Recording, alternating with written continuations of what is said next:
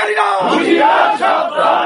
এই নিষিদ্ধ এই জঙ্গি সংগঠনকে বাংলার মাটিতে এদেশের মাটিতে বাংলাদেশ কোনদিন তাদেরকে ফিরতে দেবে না দেবে না দেবে না ব্যক্ত করছি এবং সবাইকে ঠাকুরগাঁওর সাংবাদিক ভাইরা সহ সকল স্তরের মানুষকে সজাগ থাকার জন্য অনুরোধ করছি। এই সমস্ত সন্ত্রাসী এই সমস্ত খুনি যারা 2000 মানুষের ছাত্র জনতার রক্তে গুলি করে মেরে ফেলেছে তাদের বিচার চলছে।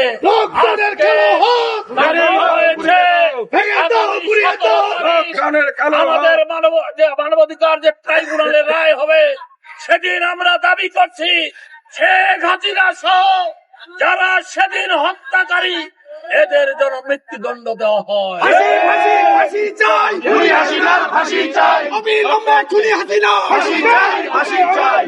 আহ্বান করছি যে ঠাকুরগাঁওর মানুষ